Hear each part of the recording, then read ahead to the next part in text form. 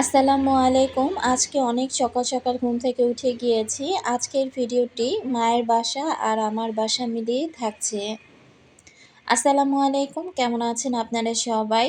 শুভ সকাল জানিয়ে নতুন আরেকটি লাইফস্টাইল ব্লগ ভিডিও নিয়ে আপনাদের মাঝে হাজির হলাম। বাইরে কি কুয়াশা দেখতেই পাচ্ছেন। এখন অনেক আপুরা আবার বলতে পারেন, এখন তো বাইরে প্রচণ্ড রোদ ওঠে, এত কুয়াশা কোথা থেকে আসলো?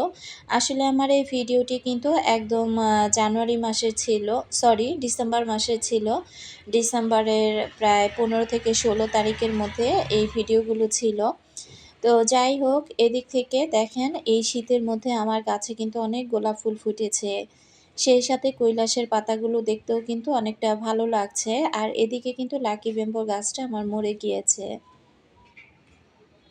আসলে এত শীতের মধ্যে ওইভাবে গাছপালার যত্নগুলো করতেও ভালো লাগছিল না। আর বাইরে এত কুয়াশা ছিল।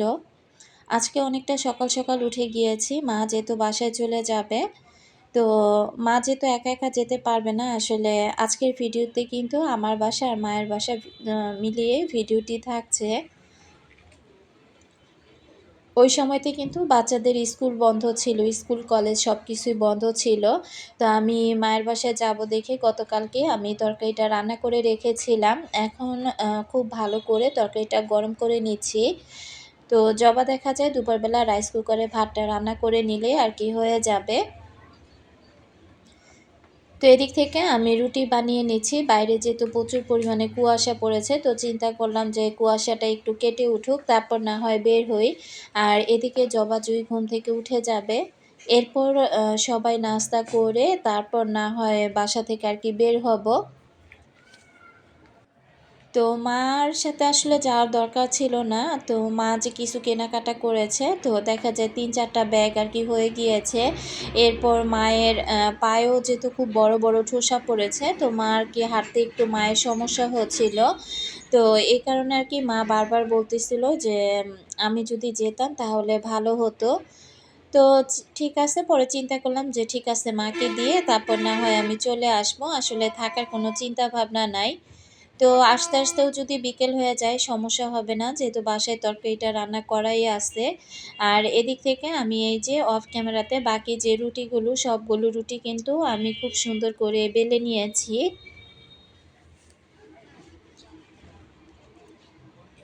ভিডিওর শুরুতে আমার সকল আপু ভাইয়াদেরকে রিকোয়েস্ট করব, যারা ভিডিওটি ক্লিক করেছেন এখনও পর্যন্ত একটি লাইক দেননি, প্লিজ একটি লাইক দিয়ে ভিডিওটি কন্টিনিউ করবেন। আর যারা নতুন আজই আমার চ্যানেলে প্রথম ভিজিট করেছেন, যদি ভিডিওর কোথাও কোনো অংশ আপনার কাছে এতটুকু ভালো লেগে যায়, চাইলে চ্যানেলটি সাবস্ক্রাইব করে আমার পাশে থেকে যেতে পারেন। যারা লাইফস্টাইল ব্লগ দেখতে আর কি পছন্দ করেন, তো এই যে ভিডিওটা, এই ভিডিওটা কিন্তু আমি আজকে সন্ধ্যে 5:30টার দিকে আপলোড করেছিলাম ভয়েস দিয়ে। তো অনেক টাইম পরে আমি যখন ওয়াইটি স্টুডিওতে ঢুকি, তখন দেখলাম যে আমার ভিডিওটা রিমুভ করা হয়েছে ইউটিউব চ্যানেল থেকে। তো আসলে এটার কারণ ছিল, তো আমি যেহেতু মায়ের বাসায় গিয়েছি, তো ওখানে যাওয়ার পর আমি কিন্তু আরিয়ানকে আজকে একটু বেশিই দেখিয়ে ফেলেছিলাম। তো বাচ্চা-কাচ্চার একটা সেফটির যেহেতু বিষয়টা থাকে, আমি যেহেতু কোনো স্টিকার ব্যবহার করি নাই, তো সেই কারণে কিন্তু আমার সেই ভিডিওটা ইউটিউব থেকেই রিমুভ করে দেওয়া হয়েছে। পরবর্তীতে নতুন করে আবারও ভিডিওটা আমি এডিট করে আবার নতুন করে ভয়েস ওভার করে তারপর কিন্তু আপনাদের সাথে আজকে ভিডিওটা শেয়ার করছি। মাঝে, মাঝে আসলে কিছু, কিছু জায়গায় আর কি একটু পানিশমেন্ট খেতে হয়। পানিশমেন্ট না খেলে অনেক কিছু শেখা যায় না বা জানা যায় না। তো সত্যি কথা বলতে আজকের ভিডিওটা ছাড়ার পর আমি এত বোকা হয়ে গিয়েছি। যখন ভিডিওটা পাবলিশ করছিলাম তখনও মনে, মনে ভাবতেছিলাম যে এভাবে খোলামেলাভাবে আরিয়ানকে দেখাচ্ছি, এতে করে কোনো সমস্যা হবে কিনা বা ইউটিউব থেকে আবার কোনো পানিশমেন্ট দিবে কিনা। পরবর্তীতে দেখলাম যে যেটা চিন্তা ভাবনা করেছিলাম মনে, মনে সেটাই হয়েছে। তো ভিডিওটা একেবারে আম রেড সিগন্যাল দিয়ে ভিডিওটা কিন্তু আমার রিমুভ করা হয়েছে। আমি যে ডিলিট করব কোনো জায়গা থেকেই আর কি চ্যানেলে, সেই ভিডিওটা আমার চ্যানেলে আমি খুঁজে পাচ্ছিলাম না। তো যাই হোক, মা এই তো নাস্তা করে নিয়েছে। এখন দেখেন কতগুলো পুর্তলিকার ডাল আর কি ছিঁড়ে নিচ্ছে। তো এত কুয়াশা, তো মা আর কি বলতেছিল মার বাসায় যে পুর্তলিকা ফুলগুলো ছিল সবগুলো ফুল নাকি নষ্ট হয়ে গিয়েছে। আর মা বলতেছিল যে কিছু ডাল যেন দিয়ে দিই, তো মাকে বললাম যে তুমি ছিঁড়ে নিয়ে যাও। তো মা আর কি অনেকগুলো ডাল ছিঁড়ে নিল, বাসায় গিয়ে সময় মতো লাগিয়ে দিবে। এই যে মার বেডিংপত্র দেখেন কত কি এখানে। তো সব কিছু সুন্দর করে প্যাকেট করে নেওয়া হয়েছে। এখন মা আর কি জুতাটা পরতে পারছে না, তো জবা আর কি মাকে জুতাটা পরিয়ে দিচ্ছে। তো মার জুতাটা পরতে গিয়ে কিন্তু অনেক সমস্যা হচ্ছিল, পায়ে আর কি প্রচণ্ড পরিমাণে ব্যথা পাচ্ছিল। তো ওই মুহূর্তে কিন্তু আমি মাকে বারবার বলছিলাম যে আজকে না হয় যাওয়ার দরকার নাই, ঘাগুলো শুকাক তারপর না হয় যেও। তো মা আর কি কোনোভাবেই থাকবে না, যেহেতু আসছে অনেক দিন হয়ে গিয়েছে। তো এদিক থেকে এই তো জবা জুতাগুলো মাকে পরিয়ে দিল, আর এগুলো নিয়ে এখন আমি সোজা একটা অটোতে করে বাস স্ট্যান্ড চলে যাব। সেখান থেকে বাসে করে এরপর দেখা যায় মায়ের বাসার উদ্দেশ্যে আর কি রওনা দিব। এর মধ্যে কিন্তু আমরা অলরেডি এখন গাজীপুরের মধ্যে আছি। তো বিশেষ করে এই জায়গাটা কিন্তু আমার কাছে সত্যি খুব ভালো লাগে। আমার কাছে গাজীপুর এলাকাটা কিন্তু খুবই ভালো লাগে। একদম ঢাকার মতো সবকিছু এখানে পাওয়া যায় আর খুবই জমজমাট। তো এই কারণে কিন্তু ভালো লাগে। এখন কিন্তু অনেকটা রোদ উঠে গিয়েছে, কুয়াশাটা কিন্তু কেটে গিয়েছে। রাস্তার পাশে যে এই যে বাগানবিলাস গাছগুলো, এটা বেশি সম্ভবত একটা রেস্টুরেন্ট ছিল। তো তার পাশে গাছগুলো লাগানো ছিল, দেখেন কি সুন্দর ফুল ফুটে আছে। একদম ফুলগুলো দেখেই কিন্তু আমার মনটা ভালো হয়ে গেল। বাসায় আসার আগ মুহূর্তে ইতিকে ফোন করেছিলাম যেন ও বাসায় চলে আসে, কারণ ওর বাসায় তো আর এই মুহূর্তে যাওয়া সম্ভব না। আর আমার চিন্তা ভাবনা ছিল যে মাকে দিয়ে ২-১ ঘন্টা মায়ের বাসায় থেকে তারপর আমি বাসায় ব্যাক করব। এর মধ্যে আমার ছোট বোন চলে আসতেছে। এটা হচ্ছে আমার মায়ের রুম। তো মায়ের রুমটা কিন্তু যেভাবে গুছিয়ে রেখে গিয়েছিল ঠিক সেভাবেই রয়েছে। আসলে এই বাসাটারও ছাড়ার চিন্তা ভাবনা আছে। বাসাটা যেহেতু রং করা না, বাড়িওয়ালা কবে রং করে দিবে তারও কোনো ঠিক নাই। তো এ বাসাটা আর কি চিন্তা ভাবনা আছে, মা ছেড়ে দিবে। এদিক থেকে ওই যে দেখেন সৈন্য সেনার দল চলে আসছে।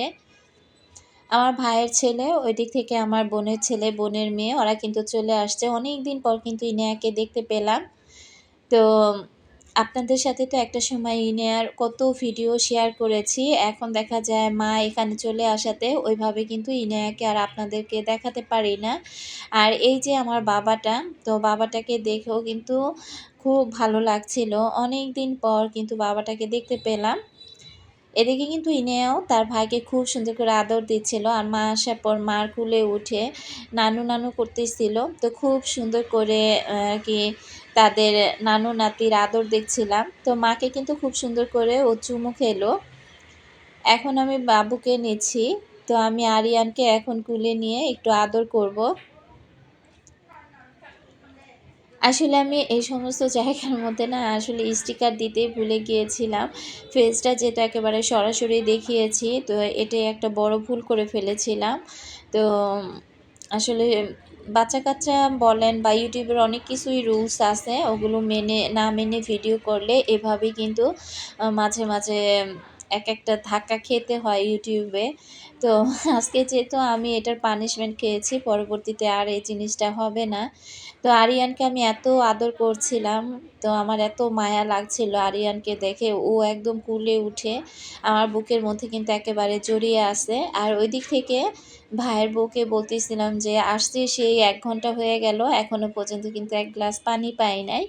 আসলে আর কি ভাইয়ের বউর সাথে একটু দুষ্টামি করছিলাম। আর এই দিক থেকে ইনিয়া দেখেন তার নানুর বাসায় আসলে কিন্তু এইরকমই করে।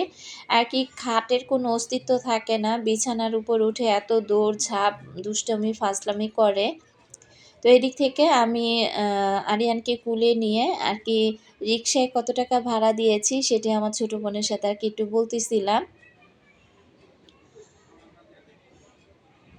তো যাই হোক আমার ৩ টা আমার একটা ভাতিজা, আর ওই দিক থেকে আমার ভাগ্নি আর ভাগিনার জন্য দোয়া রাখবেন সবাই। তো এর মধ্যে ইতি আর কি আজকে আর বাসায় যাবে না। তো ও আর কি আজকে থাকবে এখানে। আর বলল যে ঠিক আছে তাহলে রোদ যেহেতু উঠেছে একটু গোসল করিয়ে দিই। তো বাবুকে কিন্তু গোসল করিয়ে দিয়েছে। আমি ভালো করে মুছে কুলে নিয়ে রেখেছি।